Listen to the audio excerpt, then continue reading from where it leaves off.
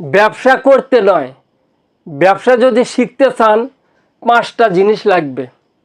খাতা কলম থাকলে নোট করে নেন। নাম্বার 1, সাহস। ব্যবসা শুরু করতে সাহস লাগে।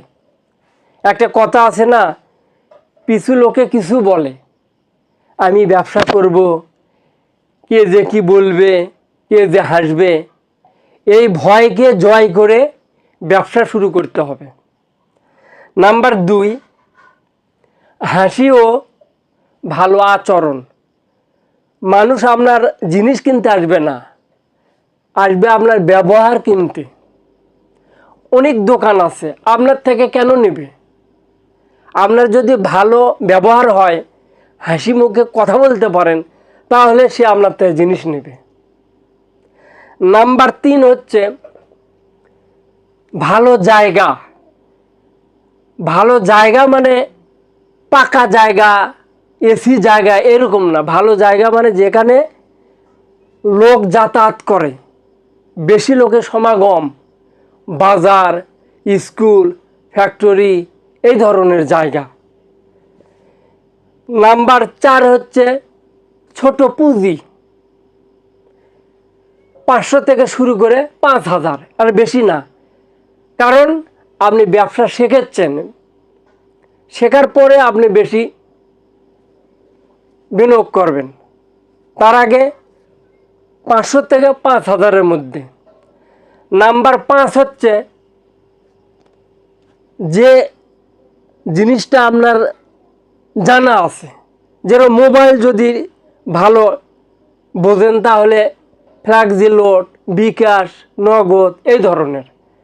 আর যদি রান্নার কাজ পারেন, চটপটি, ফুচকা। ভারতের মুকেশ আম্বানির কথা শোনেননি? এশিয়ার মধ্যে সে বড় ধনী মানুষ, তার এত ব্যবসা প্রতিষ্ঠান। মুকেশ আম্বানিকে সবাই চেনে, কিন্তু তার বাবাকে কয়জন চেনে? তার বাবার নাম ছিল ধীরুভাই আম্বানি। এই ধীরুভাই ক্লাস 10 পর্যন্ত লেখাপড়া করছে, তারপর অভাবে বিদেশে চলে যায়। সেখানে একটা ছোটোখাটো চাকরি নেয়, কিন্তু সে চাকরিতে তার চলে না। তখন সে ফুটপাতে ভাজিয়া বিক্রি করে, মানে ভাজা পুরি। এবং কিছুদিন পরে সে ছোটোখাটো কাপড়ের ব্যবসা করে। তারপরে কিছু টাকা উপার্জন করে দেশে ফিরে আসে, ব্যবসা শুরু করে। তারপরে তার ব্যবসা প্রতিষ্ঠিত হয়ে যায়। তার ইন্তিকালের পরে তার ছেলে মুকেশ আম্বানি সেই প্রতিষ্ঠান চালায়। আজকে হয়তো আপনি ব্যবসা শেখার জন্য ছোটোখাটো একটা ব্যবসা দাঁড় করছেন, আপনি প্রতিষ্ঠিত নাও হতে পারলে আপনার ছেলে হবে।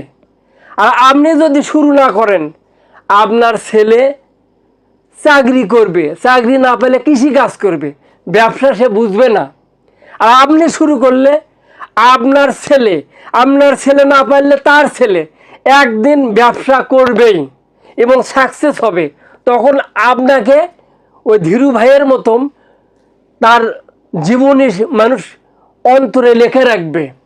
তাহলে আপনি কালকে একটা ব্যবসা শুরু করেন। কি ব্যবসা করবেন অবশ্যই কমেন্টে জানাবেন। আমি সেই সম্পর্কে ইনশাআল্লাহ একটা ধারণা দেব, একটা উপদেশ দেব।